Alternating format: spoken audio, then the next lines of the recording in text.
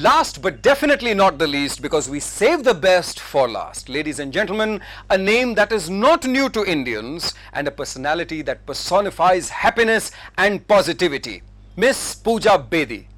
Miss Pooja Bedi is a popular Bollywood artist, also a television talk show host, as well as a newspaper columnist. She was brought up in a bohemian environment, which she calls as a progressive bohemian artistic environment, which may just have helped form the roots that helped her become a happiness coach. Ladies and gentlemen, presenting to you the scintillating, the beautiful, the amazingly talented and positive Pooja Bedi in an hour of positivity with Pooja.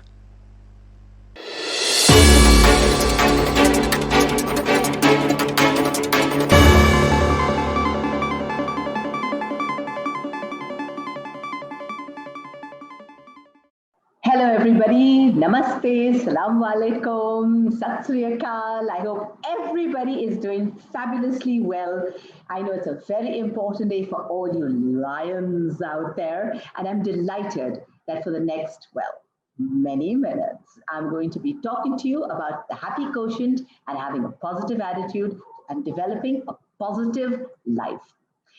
Now, I know that you are a bunch of lions at the other end of the screen, and you're extremely proud of the qualities that the lions possess, namely courage and strength. And these are the two qualities of every lion that is the most needed in today's day and age. Why? Well, I think given the lockdown, given all that's happening around us right now, we need to be super strong. So when it comes to either our internal strength or our external strength, be it our emotional state, our physical state, our mental state, our financial state, our spiritual state for that matter. I think it's very, very, very important that all of us find that inner strength, that resilience, and the courage to take whatever life throws at us with positivity, equanimity, grace, and strength. I know that the lockdown has been difficult for all of us. I know that each one feels that their lot was a little more difficult than the rest, and yet at the same time, when we look at the plight of so many people around us, we are constantly, I guess, aware of the problems that exist around us on multiple levels. The media has played up a lot of things, the migrants issue, the torment phase, the suicide cases. We're well aware of how badly the lockdown has affected many people. And it's the same lockdown, but there are such different reactions based on circumstances and also based on mental perceptions to situations. So some people have gone from strength to strength, and some people have simply crumbled. Some people, say for example, have been in bad relationships. Certain percentage of those have looked at their bad relationships and said, hey, I'm going to make this better. And they were able to make those relationships better. And their relationships have suddenly gone from strength to strength. And there are certain people who turned around and said, hang on a second, my relationship is miserable. It's not changing. And I don't want to be miserable for the rest of my life. And they've consciously made a decision to make that change in their lives and their relationships. And again, separated but gone from strength to strength. Some people have chosen to just endure things and crumble. Which category you fall in is entirely dependent on your state of mind. Many people had a lot of breakthroughs this lockdown. They discovered so much about themselves and so much about their priorities and so much about their purpose in life. And so many of them realized that perhaps they were struggling to keep up with the Joneses or prove something to society or prove something to family, prove something to themselves. And at the end of the day, they kind of looked back and said, it's actually also meaningless and pointless. Is this the purpose of my journey of life? I mean, we're born and we die. And it was little journey in between called life. And all we actually have to do is a lot of time pass. All we have to do is actually enjoy this beautiful journey on this beautiful planet with beautiful people. And all we do is complicate it, right? We complicate it with so many problems and issues and things happen to us. And we're constantly overwhelmed by everything that's thrown at us in life. And it's actually so simple to be happy. How? Well, Whenever we talk about the power of positivity, and everyone tells us this, it's all very well, and they go for these courses and they feel really charged up, right? They feel really charged up because all of a sudden they're empowered and they go home and they gusto, and in a couple of days that positivity wears off and they're back to normal and life is going the normal way and everything is just there, right? How do you develop a state of mind that is continuously positive? It starts with understanding the reason as to why positivity or an attitude change is short lived in you in the first place. So let's think of it this way: shit happens. Shit happens to all of us. There's none of us that live shit free lives, in the sense that everybody at some point in their life is going to go through a breakup, an emotional low, the death of a loved one, success and failure at the same time. A lot of us are going to experience heartbreak. Everyone's story is not unique, it's everybody's story. Every single one of us will experience a gamut of experiences, which we call life, right? And at the end of the day, what determines the difference in how one person reacts to a situation versus the way another person reacts to a situation? So, say, for example, two people get divorced. I'm giving you examples based on relationships because essentially I'm a relationship counselor and I deal with counseling sessions, and these are the immediate examples of that come to mind. So, say for example, two people are getting divorced. One woman turns around and says, "Hey, मेरे साथ क्यों हुआ? मेरे दो बच्चे हैं, मेरी जिंदगी खत्म हो चुकी है, अभी मेरे से शादी कौन करेगा? What will I do with my life? And why me? And hey Bhagwan," and that sort of space, right? Social stigma. And yet another person will turn around and say, interesting. This marriage is not working. It's very painful. I understand. I'm going to experience a great degree of pain. So will my partner. But if at the end of the day, the marriage isn't working, if both of us are so miserable, is there a point in saying, no, I had 10 good years, so I'm going to hold on and have 20 bad years with this person because now I'm not letting go because that's the way I've been programmed to behave? No, the person turns and say, you know what? Thank you for the 10 good years. It's so unfortunate that things have turned so bad, perhaps because we've gone our separate ways, become different people. And the fact is that people do change, right? You have to allow for that. You're not the same person that you were at the age of 16. You're not the same person you were at the age of 25. You're not the same person you were at 35. Today I'm 50 years old. And I turn around and say, wow, that's been a journey. But at the end of the day, people change, right? People change, and you could turn around and say, thank you so much for the good times, thank you so much for these two beautiful children, and I hope that we will work really hard on our friendship. And at the end of the day, that's, for example, what I did. But I learned a lot through my parents and watching my parents, and my parents were very positive about the divorce, and they were best friends to each other. Today, I'm really good friends with my ex-husband. I went to my ex-husband's wedding with his current wife, and took my kids along, and I was dancing out there, and people look at me very strangely and say, "It's so great of you to be here." And I was like, no, it works both ways. It's so great of them to invite me. How nice of them to invite me to such a special day in their lives. So it works both ways. Nobody is greater, nobody is lesser. It's all about attitude. It's all about what you want for yourself, what you want for your kids. I want them growing up healthy. I want them growing up happy. I want to be happy. I don't want to stay stuck in a bad marriage, right? And therefore, I would be happy if someone else found happiness with him. Today, I'm engaged to a wonderful man. And it's lovely that today he can look at this wonderful man and say, Pooja, well done. He's such a lovely man. Now we can all sit together and have dinners together. How fantastic is that, right? So what determines how it's not just the fact that my parents took it positively, so I took it positively. No, but yes, on a certain level, we are all a sum total of what is called SEER programming. SEER, SEER programming.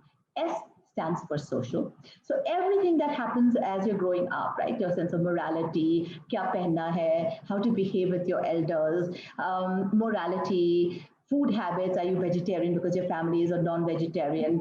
Do you eat beef? Do you not eat beef? The way you interact with people, tamiz se raho, how you talk to your elders, all this is your social programming.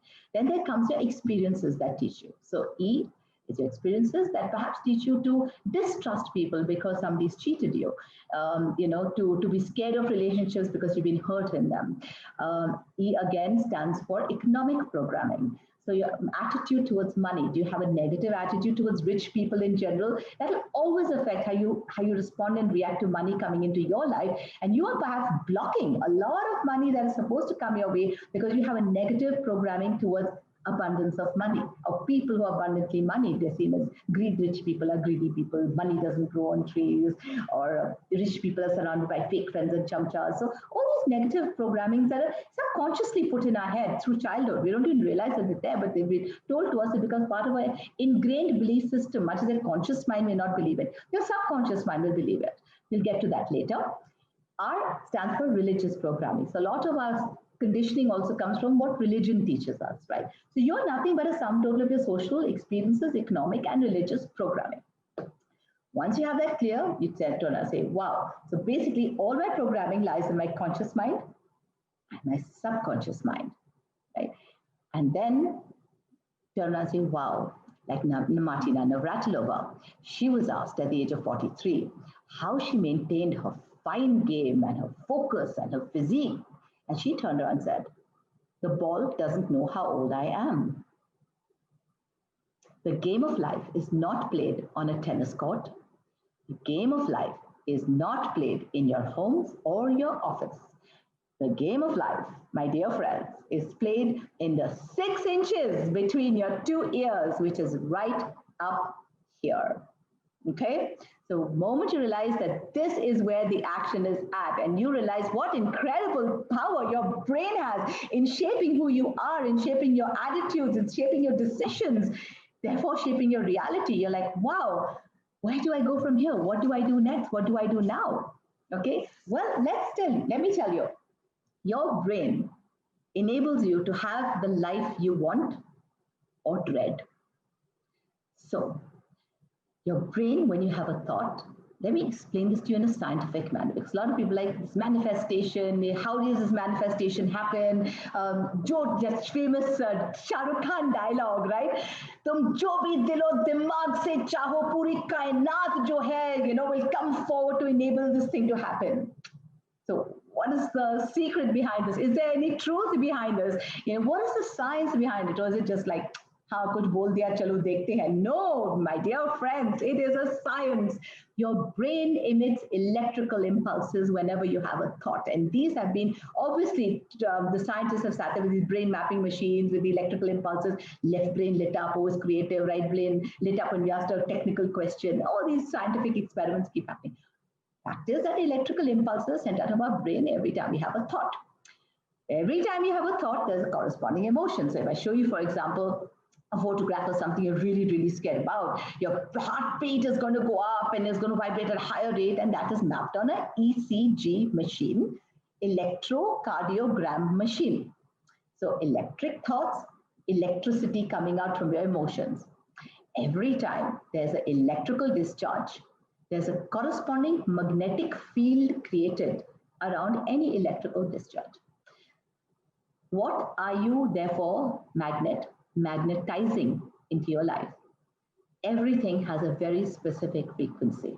If you research Dr. Masaru Emoto, who's a Japanese scientist, he did a series of incredible water experiments. And what he did was he took dirty water, polluted water from the Fujiwara Dam, and he froze it, and he sort of, under a microscope, he took photographs, and so how the crystals, the molecular structure was.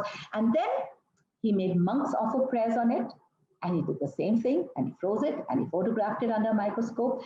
The molecular structure is so different in the symmetry of the patterns of the grade is just incredible. Then he took just words. He just took random water, put it into 2 glasses. I hate you, I hate you, I hate you.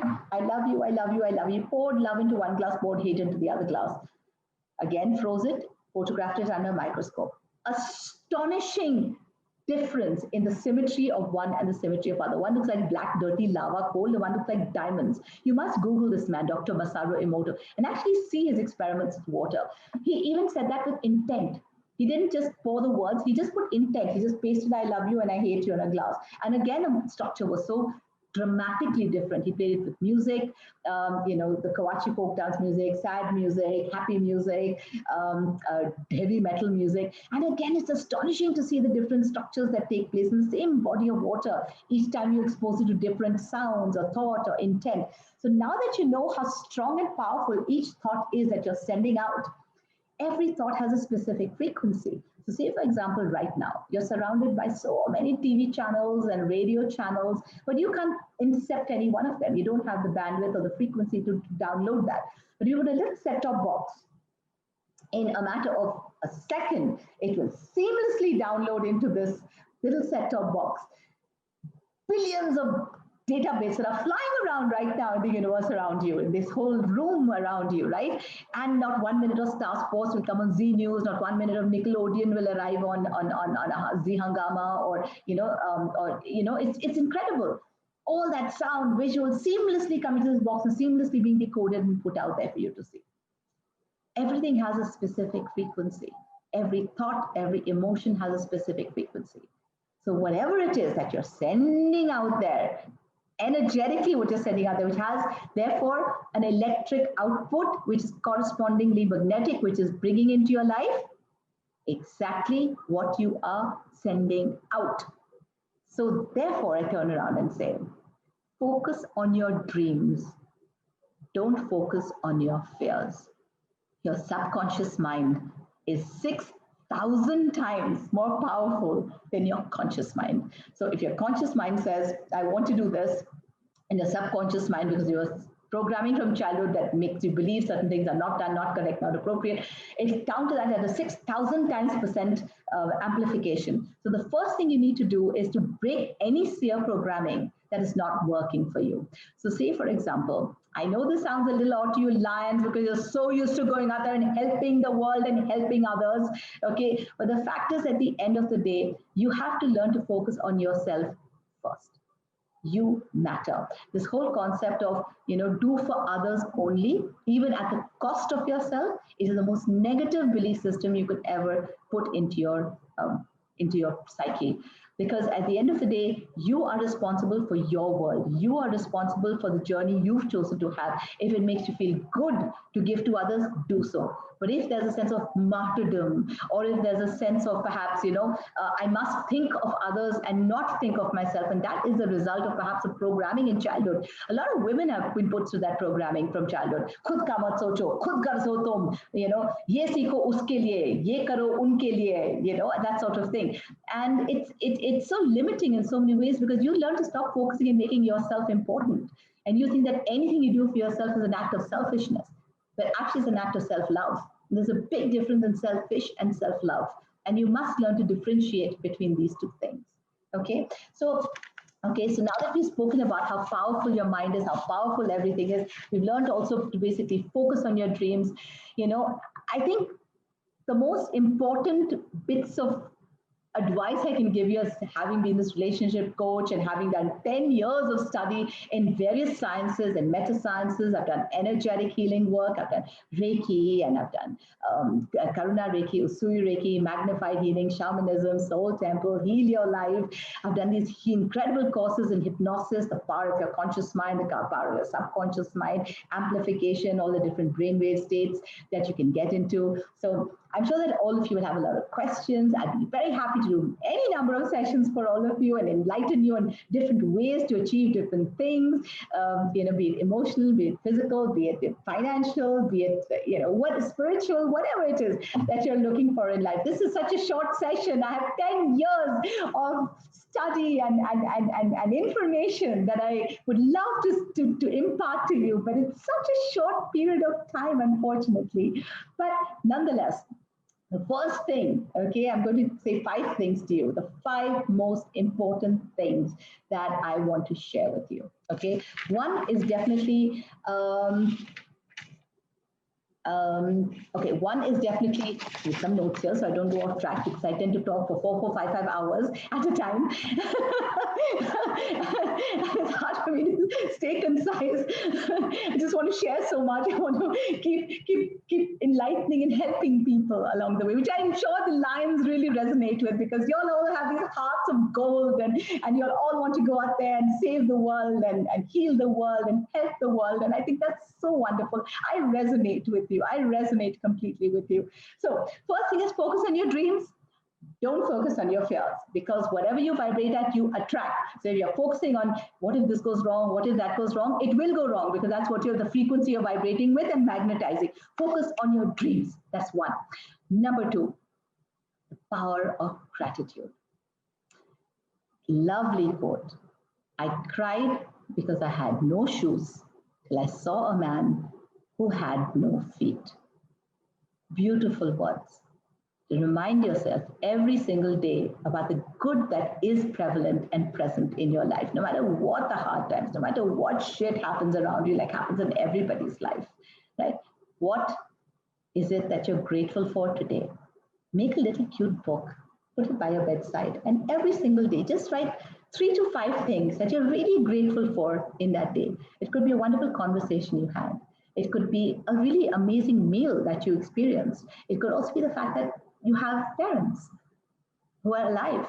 It could be that you have a mobile phone. So many people don't. That you have a best friend.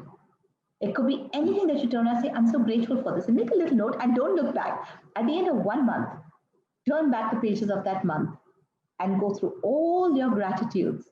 It's overwhelming. It actually makes you realize how wonderful your life is and how blessed you are, which we tend to forget. We focus so much on what's going wrong, we don't focus on what's actually going right.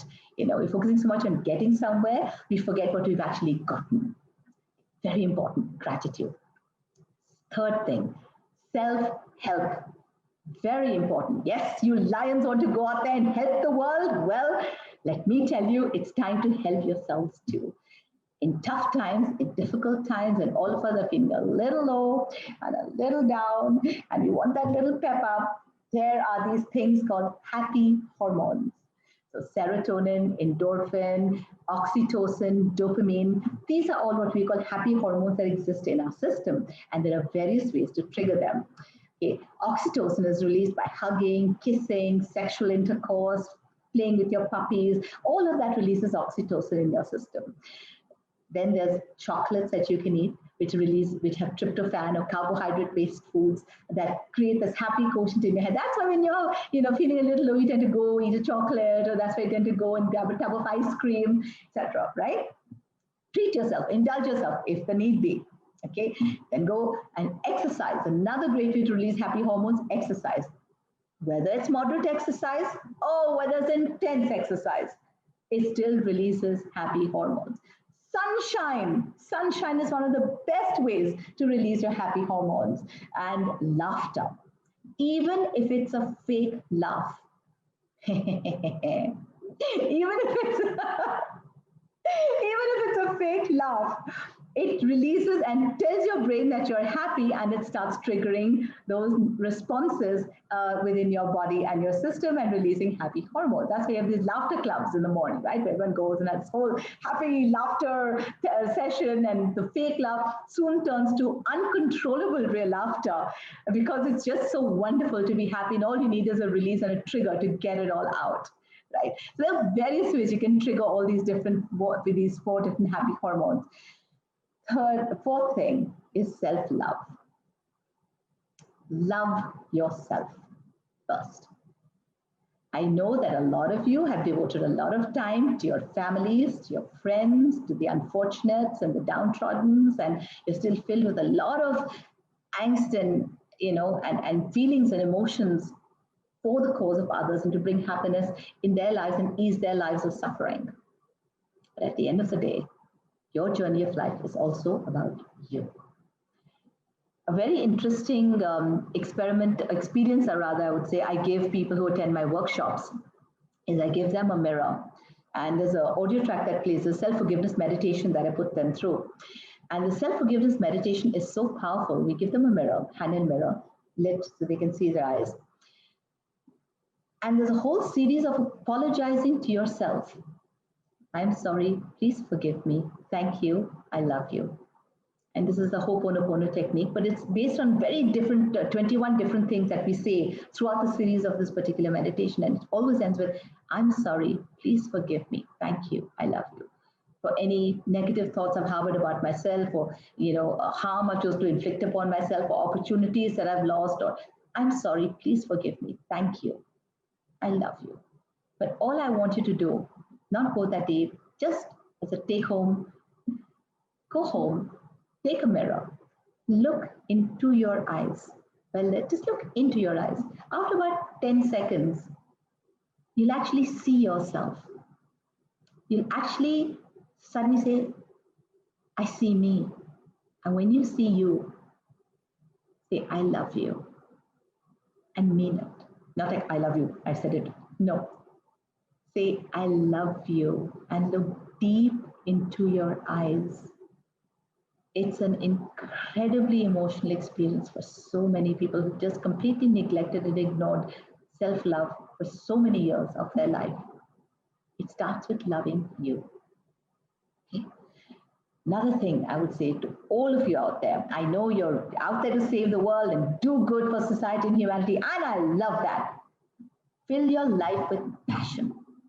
Wake up every morning with a passion, whether it's a hobby, whether it's travel, whether it's your job, whether whatever it is, wake up to a passion. It gives your life so much meaning, so much definition, so much perspective. I think I've said a lot of things to you at this point of time, but I'm going to end with perhaps 3 questions, common questions that are always asked of me during my sessions. I know this is not a particularly live session and you all can't ask me questions. So I'm going to kind of answer 3 questions that are generally thrown my way. Okay. One is, how do you stop being depressed? That's a common thing that's constantly asked. How do I stop being depressed, or how do I get out of my depression? Firstly, identify whether it is depression that you're actually in. So for example, a lot of people who are lonely, I'm depressed. If you're bored, I'm depressed. If I'm tired or frustrated, I'm depressed. If I'm anxious, I'm depressed. If I'm stressed, I'm depressed. If I'm sad, I'm depressed. No, these are not depression. Depression is something totally clinical that needs medical attention and medication. It's when you're so inert that you cannot even do a normal act of perhaps even getting yourself a glass of water, or brushing your teeth, or just conducting a normal conversation. That is when you're actually going through clinical depression. Everything else, there are answers. There's this amazing thing called the Wheel of Emotions, which is on the internet. Google it. In that wheel of emotions, you get all these myriad emotions that could possibly be the actual emotion you're experiencing, not just depression. So if you identify the feeling as, no, actually I'm really lonely, the immediate solution is, oh, let me go get company. I'm bored. Okay, let me find something that keeps me entertained. Let's find passion. If, for example, I'm feeling anxious, okay, let me find ways to de-stress myself. Right? When you identify correctly an emotion, so just blanketly, randomly calling it this word depression, you actually empower yourself to get solutions to the problem. Right? A lot of people out there just like to criticize, and some people like to find solutions. So again, you have to understand in your SEO programming that we discussed, what is it? Are you a criticizer and complainer and fault finder?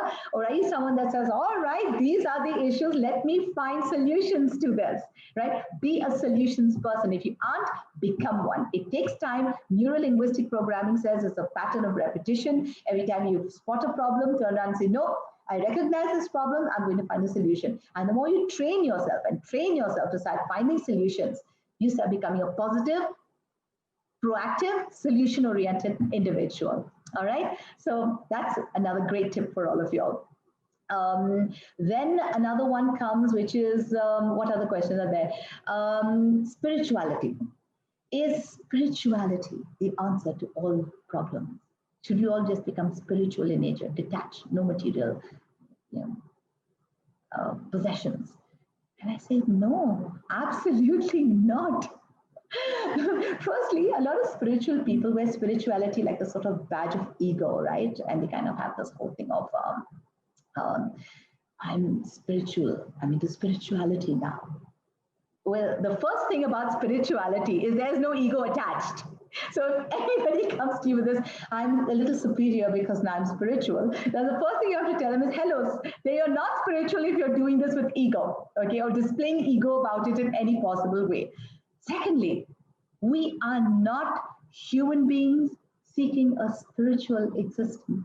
We are spiritual beings who come to planet Earth to have a human experience. And all of this is so human, to be sad, to be happy, to have successes, to have failures, to have exciting times, to have boring times, to laugh your head off or cry your head off. These are so human. Don't fear any of these emotions. It's like being on a roller coaster and you get on that roller coaster and all of a sudden you're zooming up this roller coaster and you're so excited and you go, wow, yippee, yippee, yay, yay, and then you go up, and as you go down, suddenly you scream with terror because it's so terrifying to go down that sharp incline and you're screaming, but you're still enjoying the ride, aren't you? The same way with life. The good times come, enjoy. The bad times come, shriek your head off, but enjoy the journey. It's life. You're on this planet, and so whoop, you're going to be off this planet. And money isn't a bad thing. Money and spirituality do mix. The more money you have, the more good you can do. Spirituality is also humanity. It's how much you can do for others. And money enables doing a lot of things for a lot of people. And while you're here, make some money, spend some money, go get some incredible experiences, eat at great places, travel to beautiful places, spend on things that make you happy. The experiences may be temporary, but they do bring you happiness. And what is life? Life is a collection of memories. When you look back and you say, what is my life? You look back at a series of memories and determine whether it was a good life or whether it was a bad life. So therefore, make good memories, make it a good life. And all these little things fill in to create great memories. Okay, that's very, very important.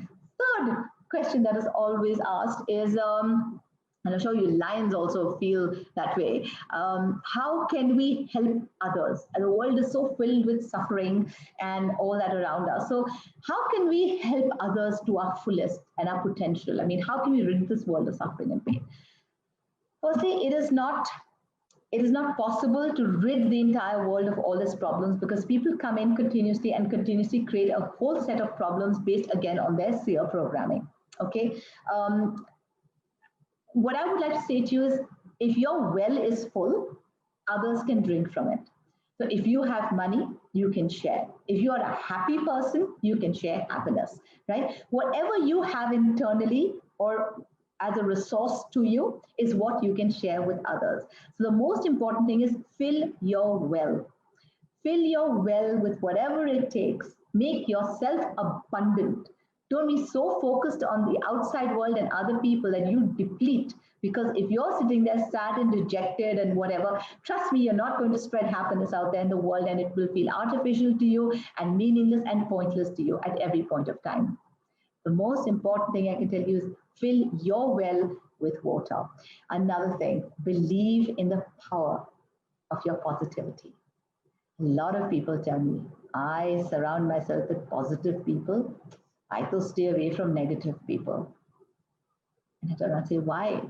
Negative people are the ones who are actually in great pain and great suffering because they're so filled with something negative and bad. And that's why they amplify that and come across as negative or sad or angry, whatever. And when you shun such a person, move away from such a person, reject the company of such people, you're only amplifying the pathos, grief, and sadness in their life. Why don't you instead turn around and believe in the power of your positivity? Why don't you turn around and instead of thinking their negativity is going to rub off onto you, why can't you turn around and say, my positivity is going to rub off onto them? That's the way to look at it. Believe in your inner power. Believe in your inner strength. Believe in your well being full and so full that it's going to overflow and overflow into everyone else's well and infect everyone with happiness, positivity, joy, abundance, whatever it is that your well is full of.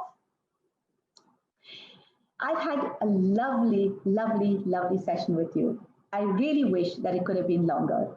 I've had many interesting conversations, discussions, and debates They've always generally been conversational. It's nice to just be out here just chatting. And I hope that if even 10% of any of this makes a difference to your life, whether it's the knowledge about your SEER programming, deprogramming, reprogramming, reinventing, using the power of repetition, filling your well with water, gratitude, passion, and any of that comes to any amount of use, or self-love, or the mirror meditation, if any of that comes to use, I'm so happy.